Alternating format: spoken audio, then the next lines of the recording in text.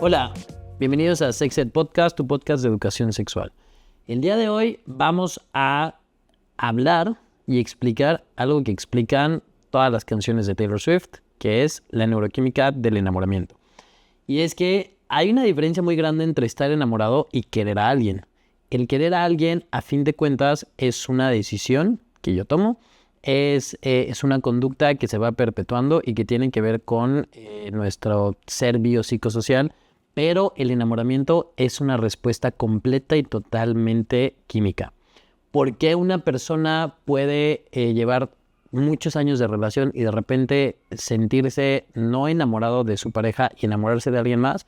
Porque el enamoramiento depende de una respuesta del cerebro, de una respuesta de mis hormonas, de una respuesta a algo nuevo. Entonces vamos a platicar aquí ahorita cómo se van dando estas fases, cuáles son las hormonas y las sustancias que están involucradas en eso y qué pasa cuando esta persona se va o cuando simplemente pierdo esos sentimientos por mi pareja y por qué duele tanto y por qué de alguna manera, o sea, sí toma tiempo, pero no hay una regla exacta a cuánto tiempo tiene bueno, tengo que dejar pasar o cuánto tiempo tiene que, o sea, digamos, de resolverse para poder ya estar bien. Si hay un límite en el cual el cerebro vuelve como a esa parte basal y a esa regularidad, y cuando no se alcanza, entonces sí hay que buscar ayuda profesional, pero es algo a lo que a todo el mundo está expuesto, a lo que todas las personas le han pasado, y es importante que llevemos un poquito de conocimiento de qué está sucediendo en nuestro cerebro. Entonces, volviendo a que el cerebro busca que estemos a salvo y busca que estemos, digamos, bien, en el sentido de la homeostasis, cuando empezamos la pubertad y cuando empezamos una edad reproductiva, tanto física como emocional, por así decirlo, el cerebro siempre va a estar buscando el poder estar con alguien más, sobre todo porque biológicamente también a cierta edad los miembros de un grupo, y esto se ve en animales, dejan a este grupo para poder hacer manadas nuevas. Lo mismo pasa con el ser humano. Vamos a empezar a buscar estas conexiones con alguien más a un nivel muchísimo más profundo que con los padres o que con hermanos o que con amigos.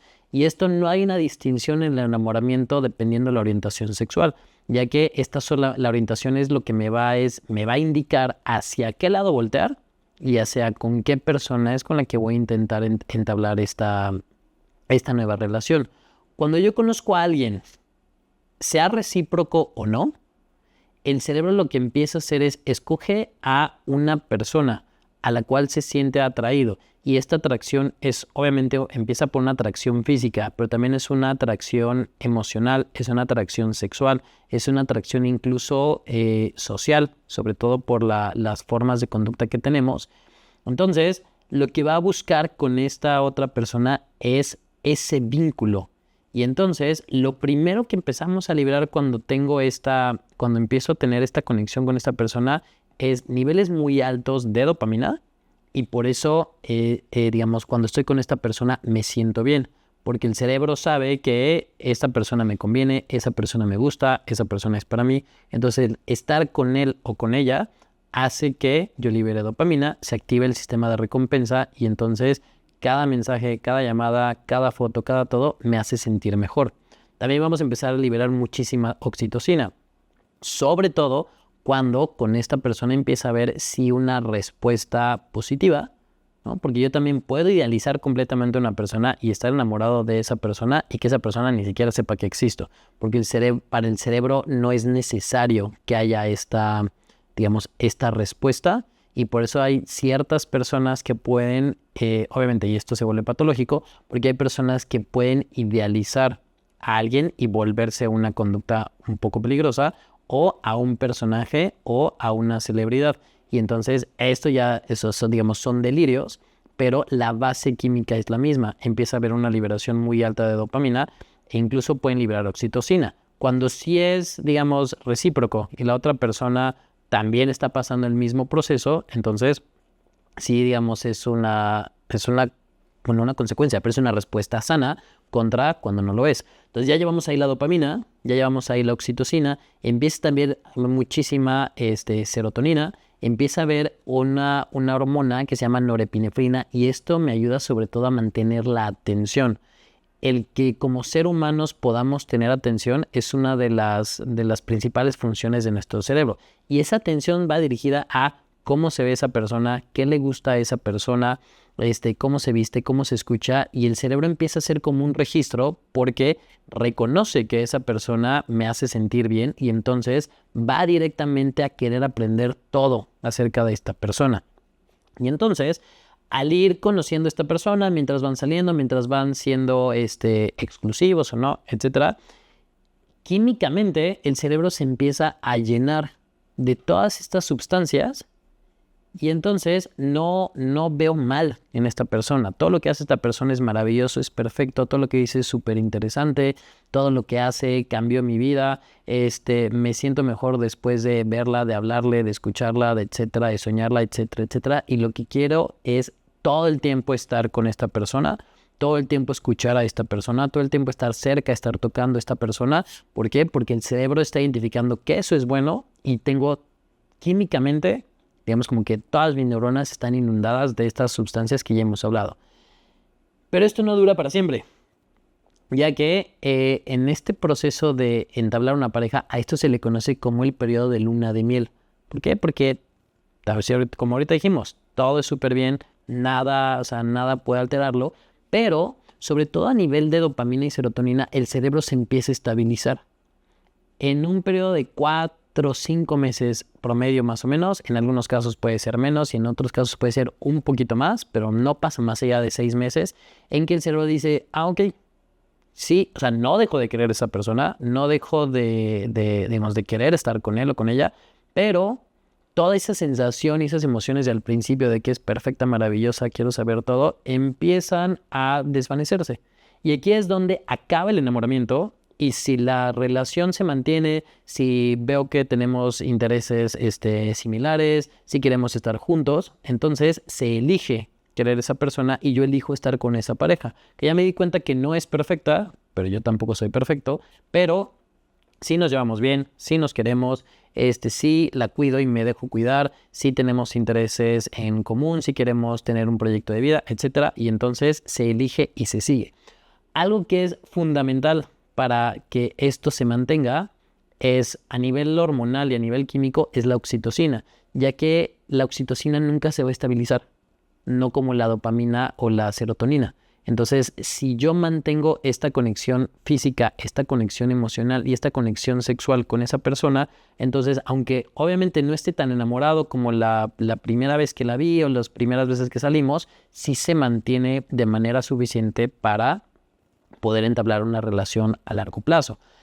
Eso no significa que a fuerza necesito tener relaciones sexuales, o sea, que el sexo es lo que une a las parejas con la oxitocina, ya que la oxitocina no solo depende de cuando tengo relaciones, también, o sea, el contacto físico, el tomarse las manos, el abrazarse, el besarse, el estar cerca y la conexión emocional son suficientes para que se libere la oxitocina y esto se mantenga. Entonces, sí es importante el sexo, pero no es lo que nos mantiene unidos a las demás personas.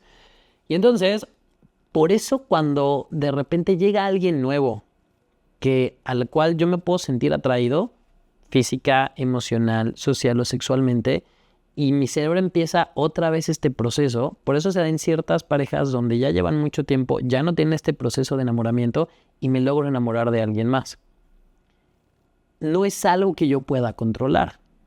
Pero sí puedo controlar en decir, yo estoy en esta otra relación, aquí es donde está mi atención, aquí está donde está mi compromiso y tal, y no voy a, digamos, ir por esto, que solamente es mi cerebro diciéndome, eso es nuevo, eso ya no tenemos, porque ahí es donde luego muchas personas se confunden, y ahí luego también es cuando las relaciones, digamos, ya se empiezan a forzar, es cuando empiezan a abrir las relaciones y a buscar estas otras cosas nuevas, para poder volver a sentir lo mismo que sentía yo al principio. Que no estamos diciendo entonces que las relaciones de verdad no funcionan, pero muchas personas no están hechas para este tipo de relaciones y buscan abrirlas para poder congeniar el que yo quiero a esta persona, pero ya me enamoré de esta otra persona.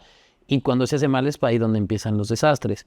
Ahora, ¿qué pasa cuando sí nos conocimos, nos gustamos, salimos, tal, y esto, y de repente no funciona en cualquier etapa? El proceso de ruptura es un proceso químicamente muy agresivo para el cerebro, porque hoy estoy dándole un montón de dopamina, serotonina, oxitocina, adrenalina, norepinefrina, endorfinas, y de repente de hoy a mañana ya se acabó.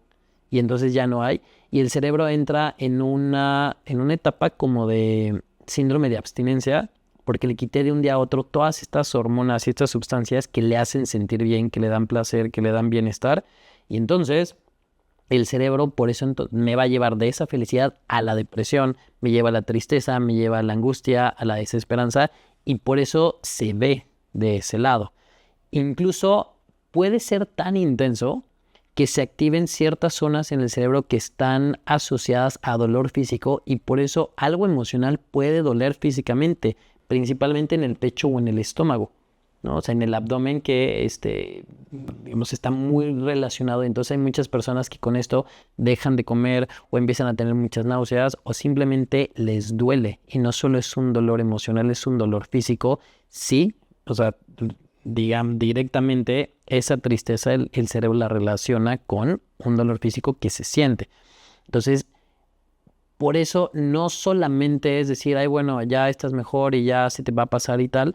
¿Por qué? Porque yo lo que tengo que esperar es que mi cerebro se vuelva a estabilizar químicamente, porque le quité de golpe todo eso y porque también de alguna manera las cosas que yo pueda volver a hacer ahorita no me van a empezar a dar la misma intensidad química para como poder decir, ok, ya, no pasó nada. Entonces, ¿qué se recomienda en este proceso? Número 1, identificar que sí, me siento mal, estoy triste, estoy enojado, estoy dejado, estoy dolido, ya que el decir no pasa nada, que se te olvide, no sirve de nada. A una persona con depresión no le puede decir, pues ponte feliz, de la misma manera que una persona con cáncer no le puede decir, pues piensa que no tienes cáncer. Entonces, primero reconocer esos sentimientos, esas emociones, y luego es buscar, digamos, reponer qué era lo que yo estaba haciendo. ¿Qué se recomienda? Es primero estar con gente que me hace sentir bien, estar con familiares, estar con amigos. Incluso se ha visto que ver fotos de amigos y de familiares ayudan a que el cerebro libere serotonina, dopamina y incluso oxitocina, y eso me empieza a ayudar a sentirme mejor. Salir a la calle, moverme, hacer ejercicio, que me dé el sol, todas estas acciones me ayudan a aumentar mis niveles de serotonina, de dopamina e incluso de oxitocina, y entonces es de alguna manera como que ir volviendo a recargar al cerebro con todo con esto. ¿Qué cosas hay que evitar? Sustancias adictivas, como el alcohol, como el cigarro. ¿Por qué? Porque sí me van a hacer sentir mejor, pero esto no es es una conducta mal habituada. Y entonces, al igual de que me suben mucho estas hormonas, cuando se acaba el efecto, van a bajar y me vuelvo a sentir mal. Y también tratar de apresurarlo. Hay mucha gente que dice, bueno, si el número de meses que estuviste con esa persona son las semanas que te puedes sentir mal, y eso no funciona. Porque si yo a la semana 2 me sigo sintiendo triste, entonces no lo estoy haciendo bien y entonces algo estoy mal, y entonces empiezan procesos de culpa que a nadie le sirven. Hay que tener mucho cuidado si ya pasó demasiado tiempo, en promedio unos 4 o 6 meses, y la persona sigue con sentimientos de tristeza, de desesperanza, de culpa, entonces esto ya puede llevar clínicamente a una depresión. El estar triste y el tener depresión no es lo mismo. Es normal estar triste, es necesario estar triste. Hay muchos terapeutas que dicen que, abraces esa tristeza, te está queriendo decir algo, te está tratando de enseñar qué aprendiste, qué es importante para ti y que te cuides, pero ya que en un trastorno depresivo, eso es muy riesgoso, porque eso también puede tener una vinculación a ideación suicida y que no tiene que ver directamente con solamente estar triste. Entonces, cuando después de una ruptura no logro, superar o no logro llegar a ese punto, a esa como estabilidad química, entonces sí hay que acudir con un psiquiatra.